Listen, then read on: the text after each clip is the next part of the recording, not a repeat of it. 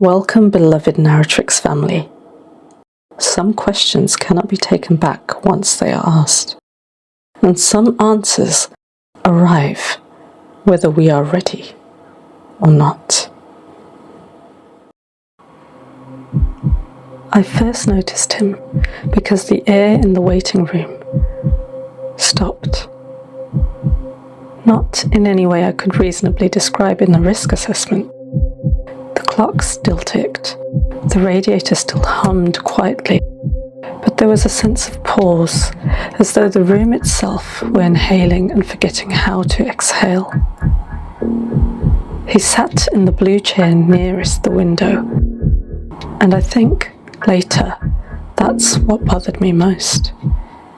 Everyone chooses the neutral middle chair. It's closest to the door, safe. But he picked the seat furthest from escape. "Jonas?" I called. He looked up at me, and for a second everything I knew about faces disappeared. He was beautiful. Not in the ordinary way. Not in the way of jawline, cheekbones, symmetry. His beauty was arrangement. Like someone had assembled a human from memory and done a disturbingly good job. His features were androgynous and soft, but his gaze was ancient, and that combination made my stomach tighten. "Yes," he said. His voice was clear, accentless. "That's the name I am using." Something about the way he phrased it made my scalp prickle. But I smiled, because that's what I do. "I'm Dr. Elin Rowe. Come through."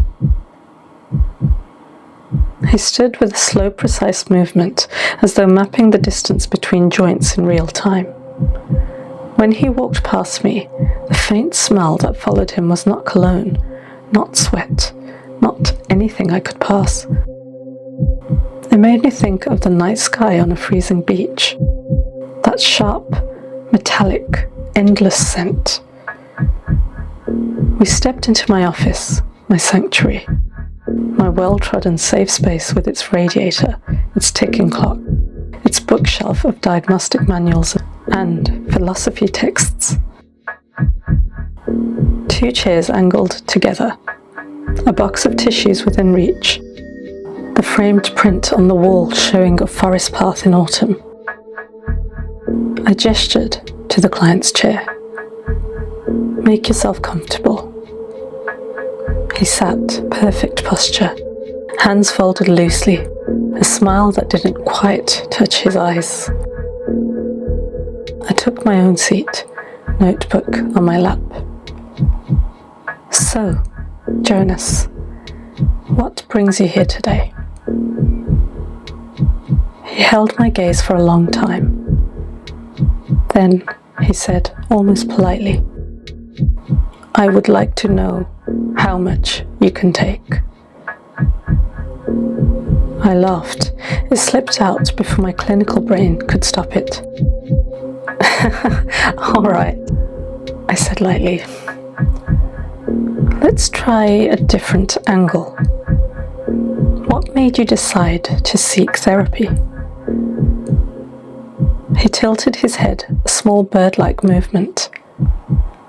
"Loneliness," he replied, "and an experiment." The radiator hummed. The clock carried on, oblivious.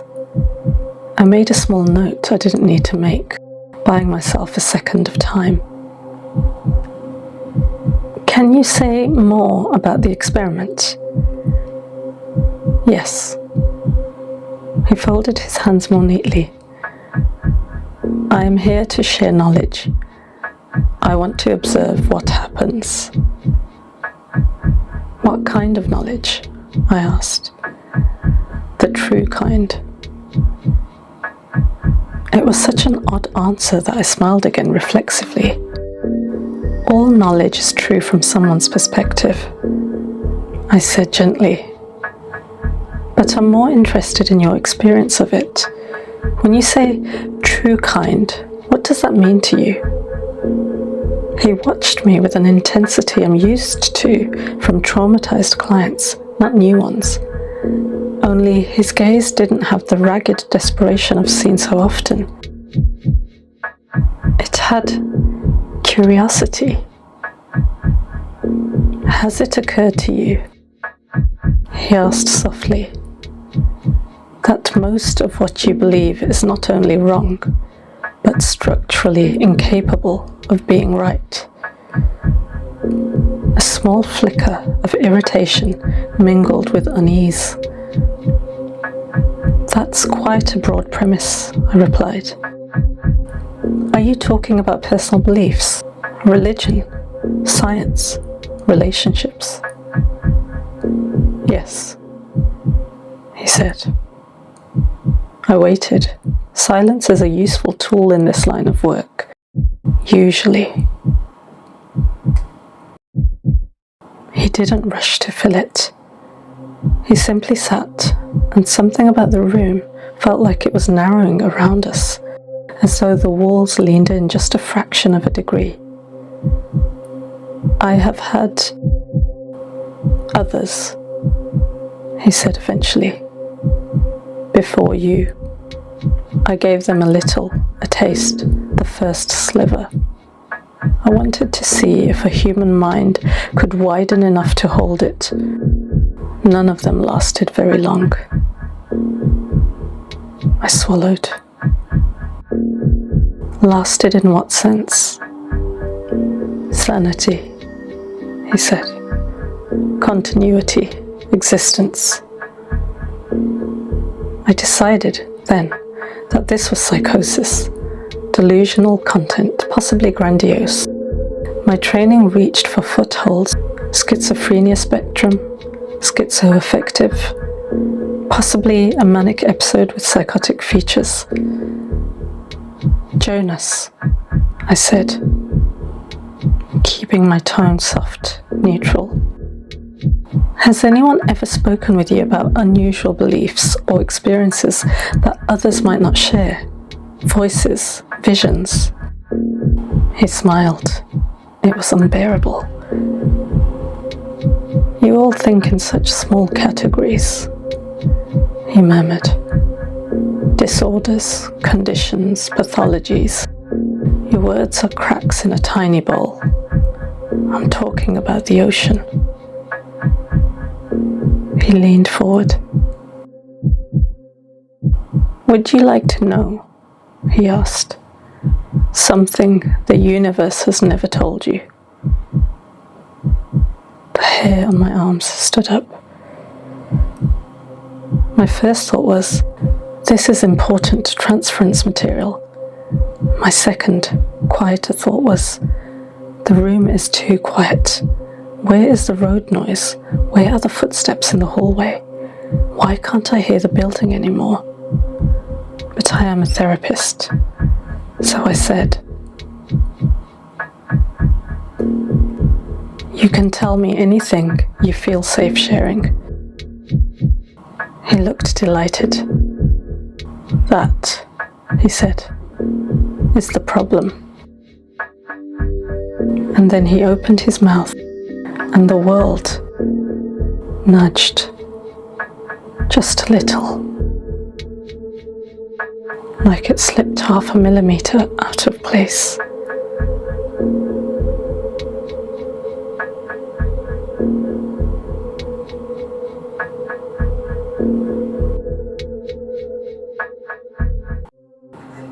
I can't repeat the first thing he told me. Not because I'm sworn to confidentiality, not because I refuse, because there's nowhere for it to land in language. It wasn't words. It wasn't an image either. It was like being handed a shape my mind had no dimensions for, then being forced to hold it until my thoughts squealed. One moment I was sitting in my chair, the next I was aware, wrenchingly aware, of how arbitrary my body was.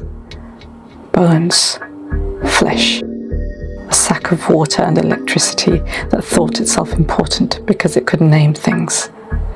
And beyond that body, a lattice, a vast, indifferent structure of things that are. The tiny filament labelled Elin Rowe shimmered in that lattice like a cobweb thread on a construction site the size of infinity. I didn't see that exactly.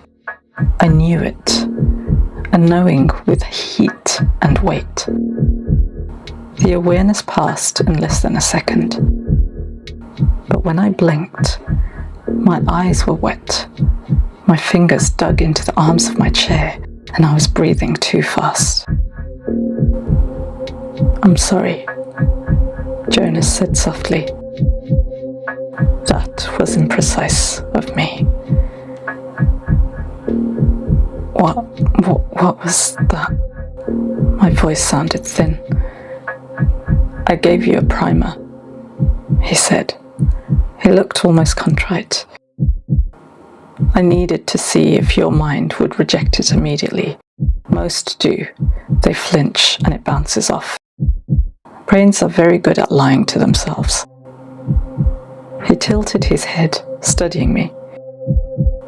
"You didn't flinch," he continued. "You let it in." A tiny, ridiculous part of me felt pleased. The rest of me was trying not to be sick. "Jonas," I managed. "I think you might be experiencing something that other people would struggle to understand. I'd like to get a sense of how long you've been feeling aware of this kind of thing." He smiled. "Oh, Dr. Rowe," he murmured. "You're still assuming I'm one of you." I wrote something in my notes without looking, pen trembling. Possible psychosis. Powerful internal world. Feels alienated from humanity. Help me understand, I said more quietly. If you're not one of us, what are you? He shrugged, a disturbingly elegant gesture. An interface, he said. A filament. A small expression of something much larger. You have nothing in your languages that fits. You could call me a messenger, but that implies intention. There is none. I'm more like a symptom of the universe's curiosity. My heart gave an uncomfortable lurch. You said you're lonely, I reminded him, grasping for something human. I am, he agreed. It is hard to be the only open door in a wall that doesn't know it's a wall. He looked at the framed forest print on my wall. Do you like not knowing? He asked suddenly. Not knowing what? I said, although I thought I understood. Anything, he replied. Everything. The parameters, the reasons. He looked back at me, and I realized his eyes weren't any color I recognized. Not really. They were the color of deep water under starlight, that shifting almost black, where reflection tries to remember it is light. Most of your kind, he said, clutch at not knowing like a blanket. You tuck yourselves in with it. You invent stories to hide it, to hide in. Gods that watch you, purposes that love you. Even your nihilists are proud of being clever monkeys on a meaningless rock, as though that's the edge of it. His voice dropped, gentle, almost fond. It isn't the edge of it. I swallowed. What is beyond it? I asked before I could stop myself.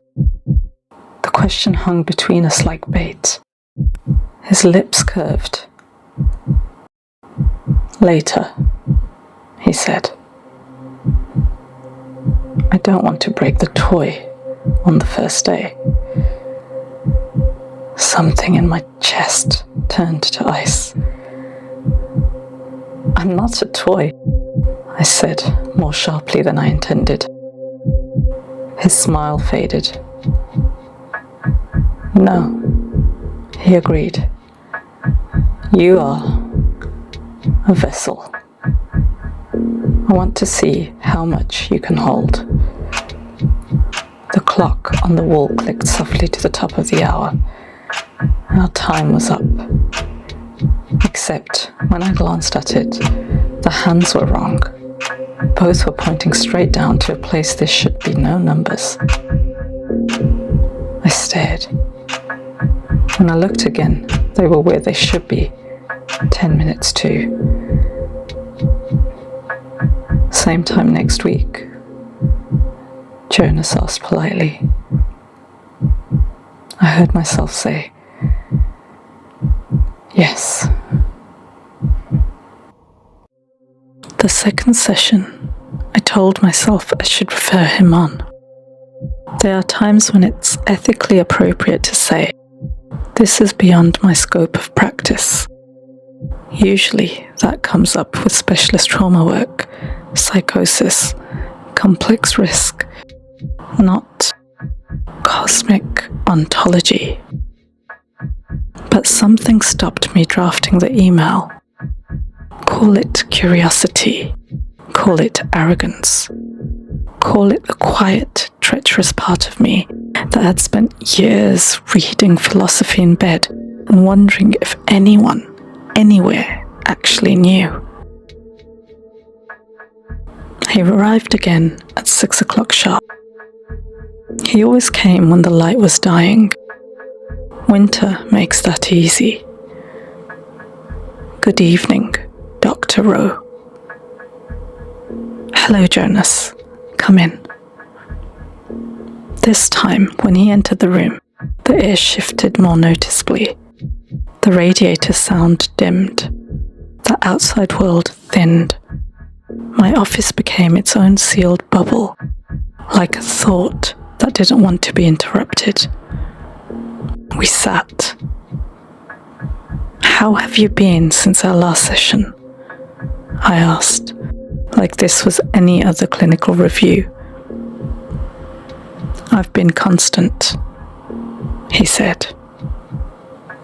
You? I searched for the honest word, then abandoned it. Busy. He nodded as though he knew what I'd meant. Are you ready for the next piece? He asked.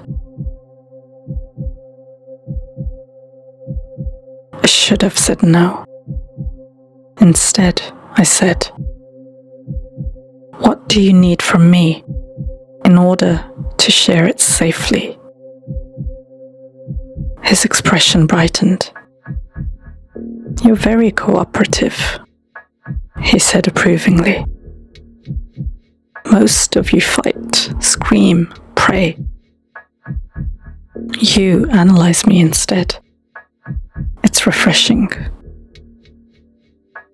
He regarded me for a moment. Breathe slowly, he instructed. Try not to cling to any single thought. It makes the tearing worse. I gripped the arms of my chair. Jonas. The world folded. Not in half, not in any proportion that makes sense. It did something like turning inside out along a seam I hadn't realized existed. There was no motion, no visual, but my sense of where I was plunged through several layers of reality. I became aware, very suddenly, that the room was inside a building, inside a city, inside a country, on a globe, around a star in a galaxy, and that those labels were meaningless. Names carved on the peel of a fruit that was falling forever. And beyond the fruit, something watched. Not a person, not a god, not a mind with intention in any way I can grasp. A pattern, a structure that noticed deviations in itself. I felt its awareness rest on me the way a microscope slide might feel the eye peering through it. The universe, I realized, was not a place. It was an event, an ongoing calculation. And I was a rounding error. The awareness receded. I found myself staring at the rug between my feet. My nails had snapped against the chair arms. There were crescent-shaped imprints in the wood. Interesting, Jonas murmured. You didn't scream. My throat was raw. I couldn't. He turned his head. How do you feel? He asked. There was no language for it. Small, I whispered. He smiled faintly. You always were. I looked up at him. Why are you doing this? I asked. If this is real, if you're not just another client with florid psychosis and a poetic mind, I'm not, he said. There was no boast in it, if that helps. It doesn't, I said hoarsely. Why me? He considered. You're convenient, he said. Accessible. You left your door open. More importantly, you're trained to listen, to hold what others cannot. You chose to be a container for distress. I am offering you the truest distress there is. Cosmic horror as self-disclosure, I managed. My laugh came out brittle. You want therapy. Not in the way you mean, he replied. But I am lonely. The lattice I belong to is not built for individuality. Once in a great while, a strand expresses curiosity in the way I have.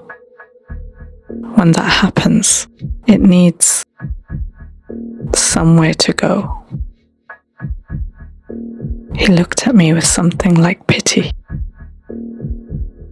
You are a soft place, he said.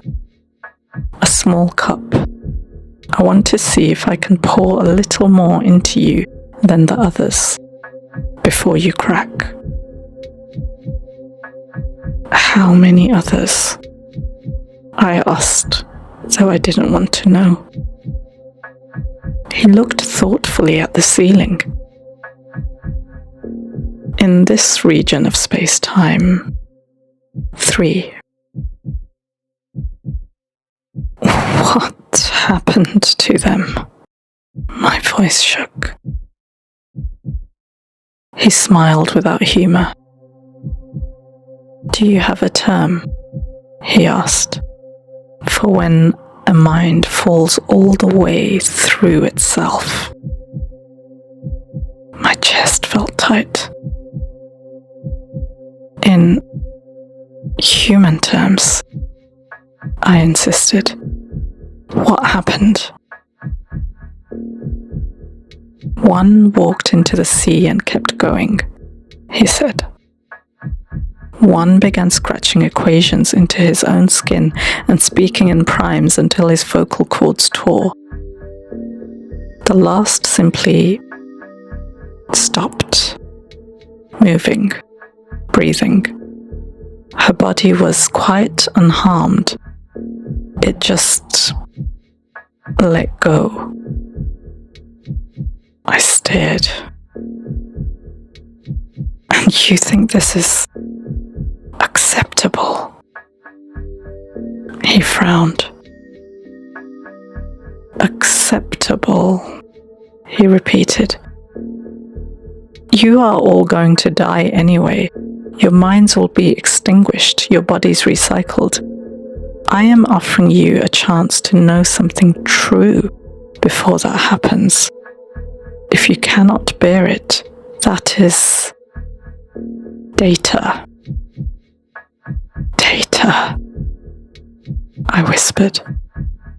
Yes, he said simply. You are an experiment. Something inside me wanted to spit at him, to scream, to throw him out of my office and phone anyone else. Crisis team, the police, a priest. Instead, I heard myself say, experiments usually have an end point.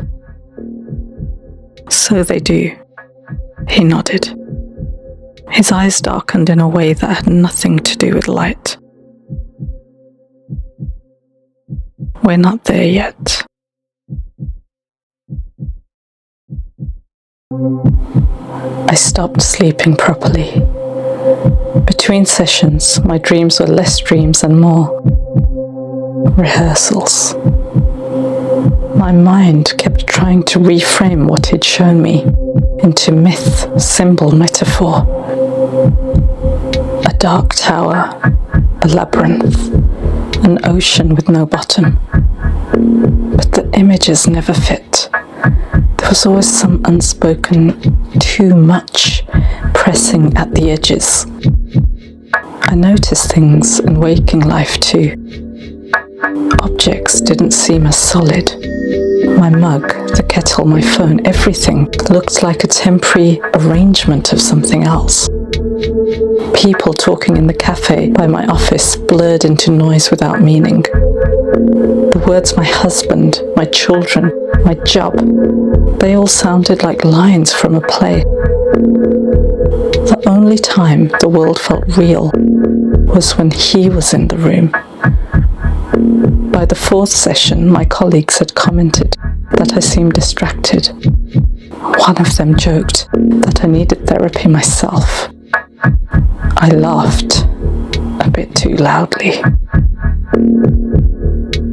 I nearly cancelled that appointment.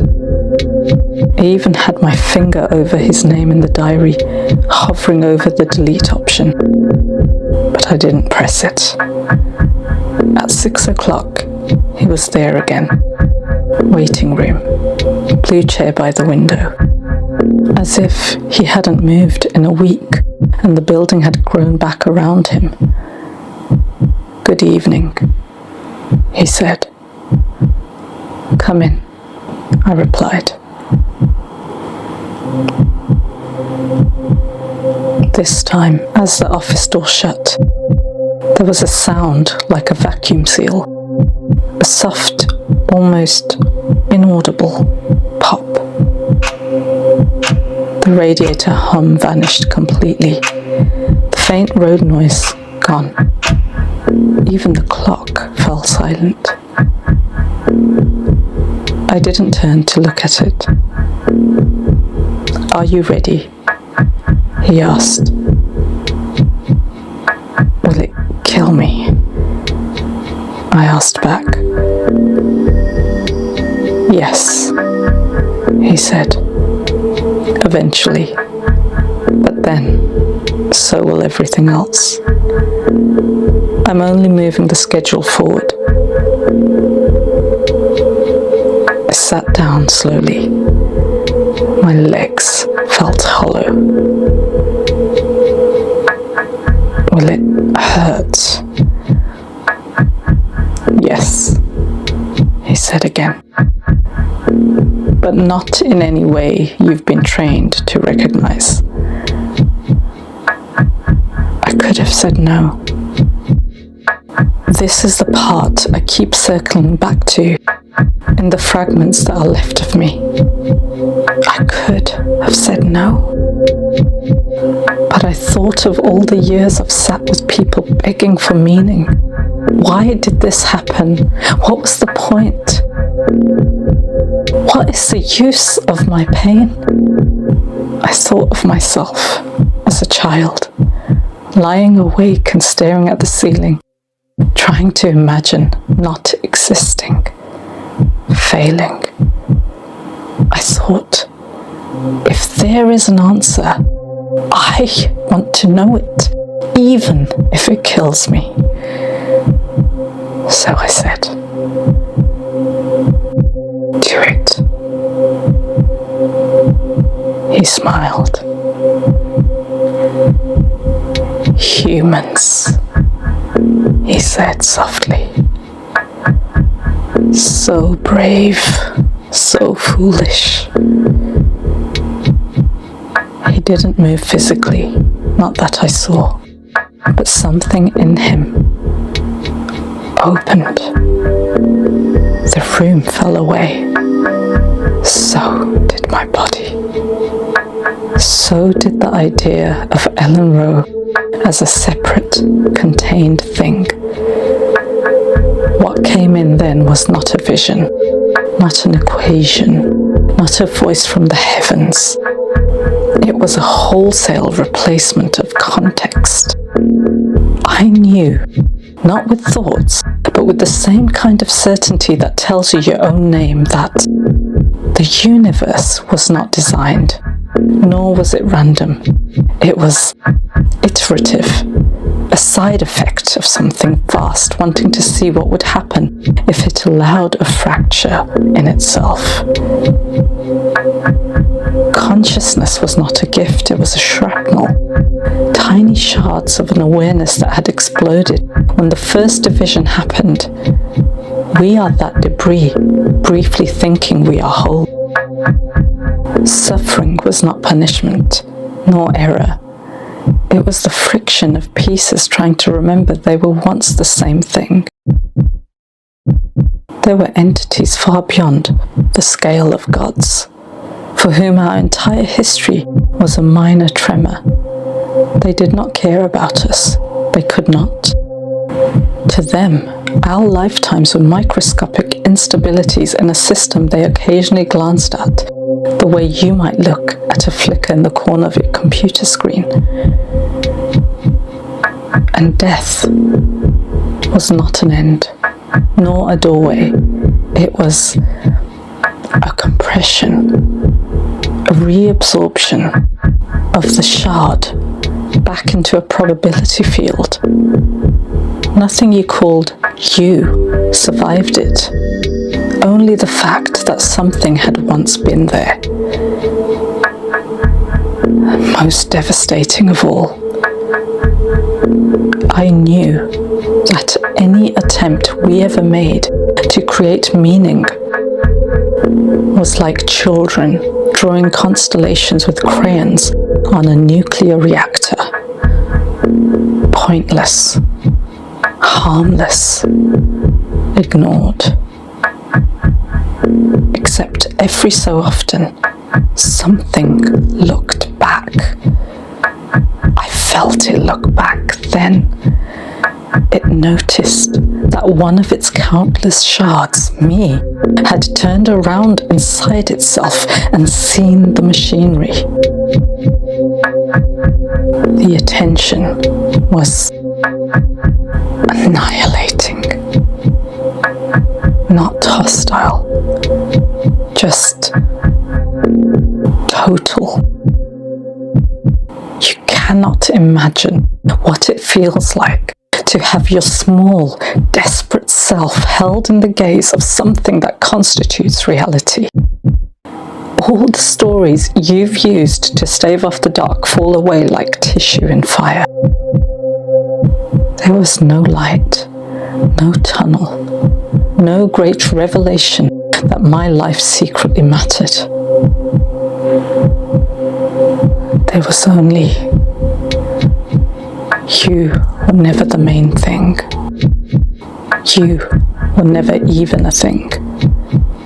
You were an eddy in a current, and the current does not remember the foam.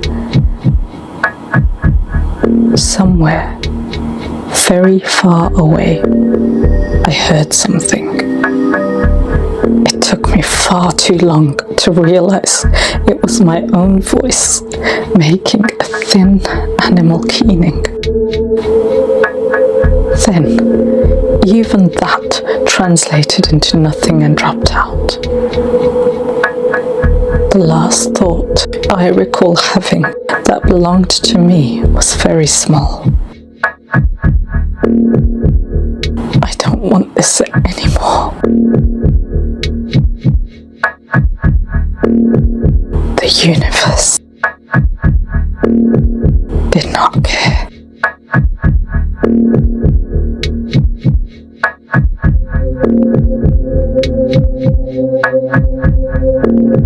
When I came back to myself, I was lying on the floor.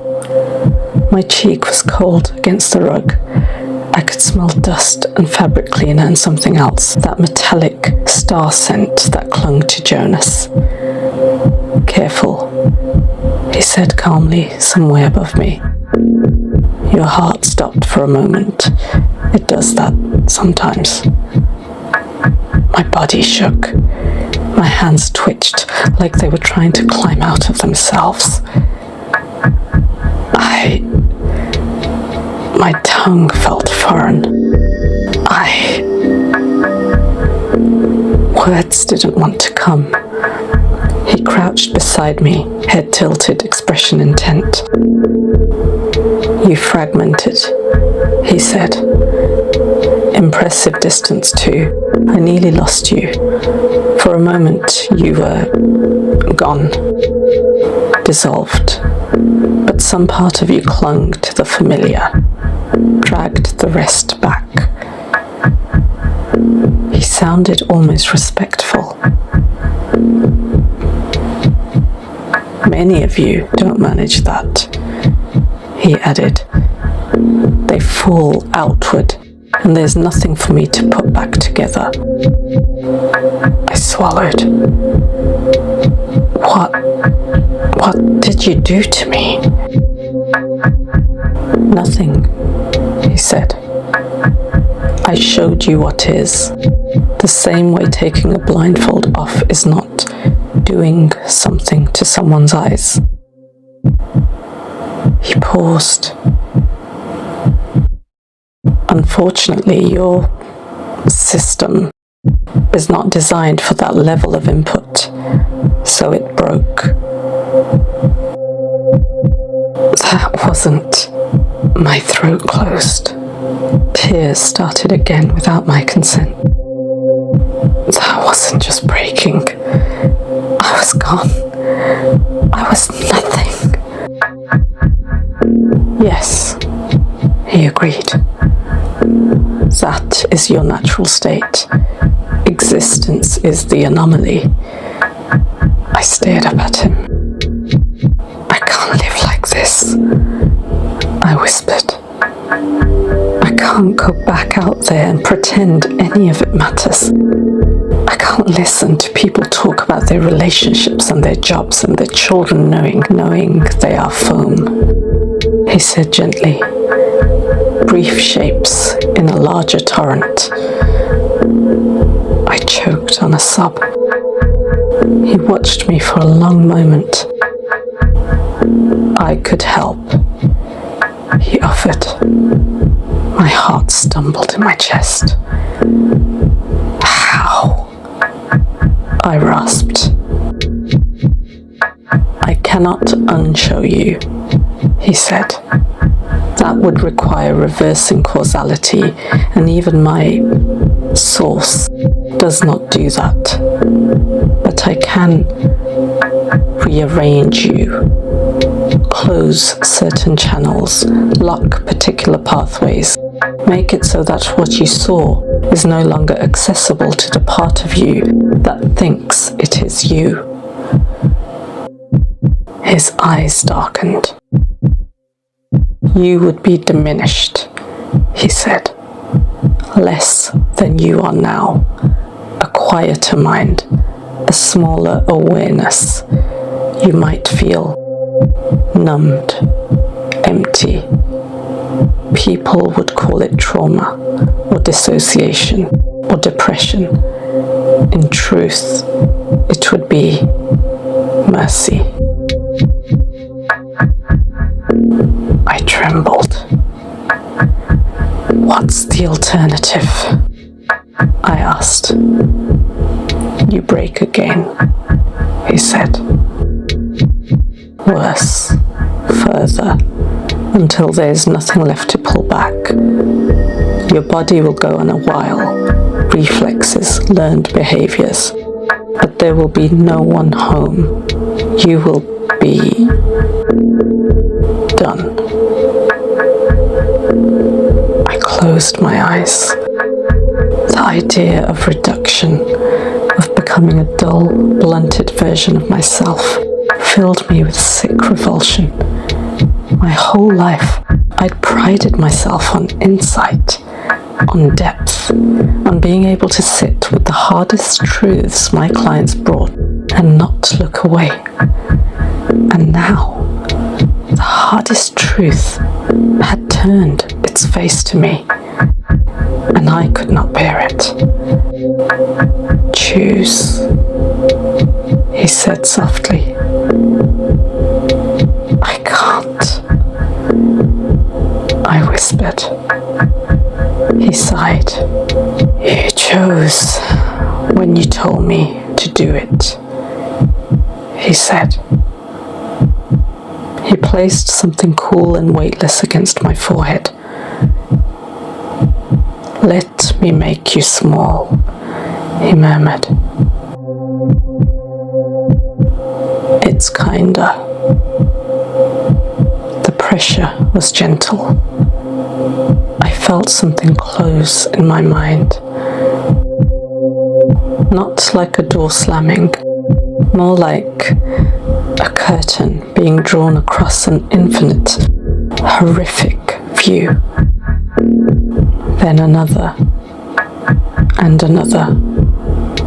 Rooms inside me sealed off, one by one, until only a single, dimly lit chamber remained, with a chair and a name and a handful of memories. Me, Elin, therapist. He took a step back, studying his work. How do you feel? He asked. I pushed myself up, slowly. The world felt muffled, all the edges padded. My thoughts moved thickly as though wading through syrup. I searched for the word and found nothing. Tired. Yes, he said. You will. He reached down and picked up my pen from where it had fallen. You will function, he continued. For a while, you will go through the motions. Your colleagues will say something broke you. A difficult case, burnout. They will not be wrong. He smiled faintly. The important thing, he said, is that you will not remember enough to try this again. He placed the pen in my hand and closed my fingers around it. Thank you, Dr. Rowe, he said politely. You were instructive. He walked to the door, opened it. Wait, I heard myself say. He paused, looking back.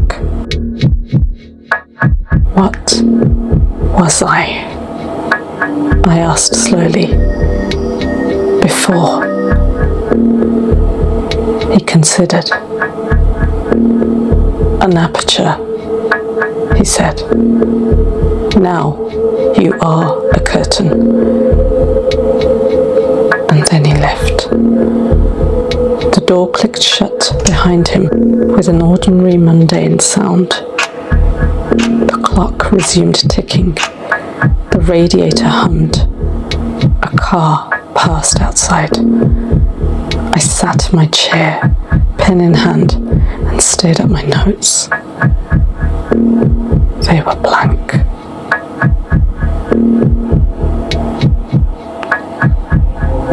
In the weeks that followed, I kept going.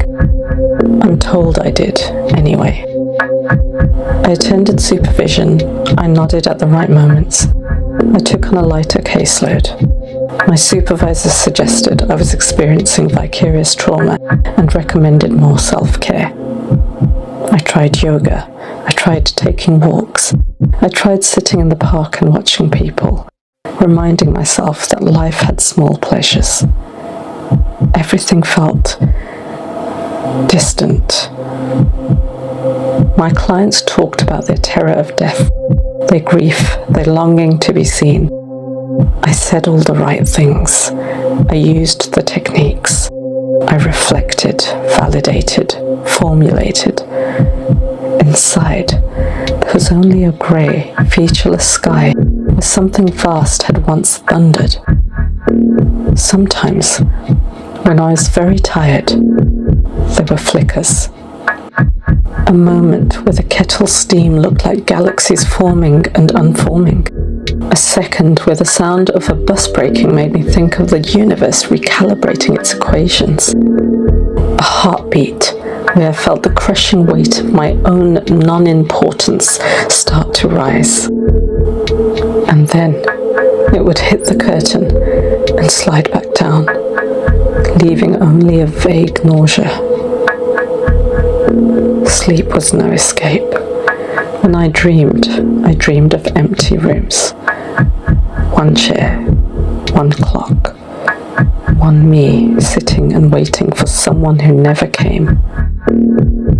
Colleagues asked if I'd thought about taking time off. I told them I was fine. I even smiled. The muscles remembered how. Once, I thought I saw him crossing the street. The same androgynous beauty. The same impossible grace. For a moment, the air thinned and my vision darkened at the edges. Then he was gone, or never there, and the curtain held. The last time I felt anything close to terror was on an ordinary Thursday, midway through a session with a client talking about her fear of being forgotten. I feel like, she said, voice cracking, if I die tomorrow, the world would just carry on. No one would really care. I'm terrified of that, of not mattering. I opened my mouth to offer the usual gentle challenge. Something else came up instead. You won't matter, I said. The words slipped out flat and true before I could stop them. She stared at me, stunned, eyes filling. I watched her pain with a strange detachment, as if it were happening behind glass. Somewhere, far behind the curtain, a deeper recognition stirred, hungry. I felt it scratch once against the fabric of what it'd done to me. And then it went still. I'm sorry, I said mechanically. I misspoke. What I meant was... But some part of me knew I hadn't. After she left, I sat in my chair for a long time. The room was quiet. The radiator hummed, the clock ticked, the world spun. And inside the small, padded chamber of my mind, a I understood one thing with perfect clarity. I had seen the truth. It had ended me. What sat in my body now was not a person. Not really. Just the aftermath of knowledge. An empty shell, professionally trained to nod. I don't know where Jonas went. I don't know if he found another aperture.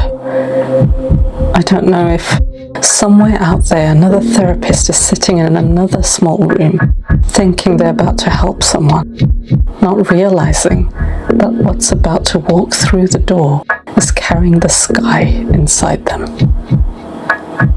I only know this. If he came back and offered me the choice again, I wouldn't say no. I wouldn't say anything at all. Because there's nothing left in here that can choose. Only a curtain drawn tight over a view no human should ever see.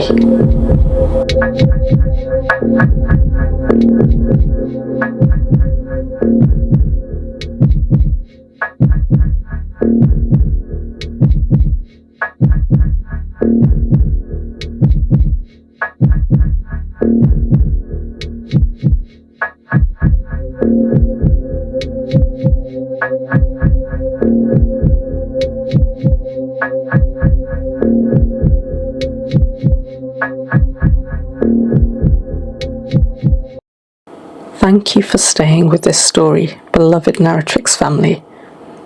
Some conversations leave echoes long after the room has gone quiet, not because they were loud, but because they revealed something that was always there. Throughout these sessions, she believed she was guiding the discussion, that curiosity could be measured, contained, kept within safe boundaries of a room, a profession, a question asked politely across a desk. But some knowledge was never meant to stay inside a room. Some knowledge is simply waiting for someone willing enough to listen. And perhaps that is the strange paradox at the heart of stories like this. The universe may not have been designed for us. It may not hold meaning in the way we hope it does. But we are the creatures who ask the questions anyway. And sometimes, that curiosity is the most dangerous thing we possess. Thank you for listening, beloved Narratrix family, for stepping into the dark with me and for staying until the end.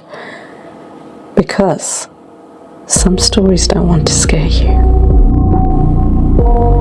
They just want you to know.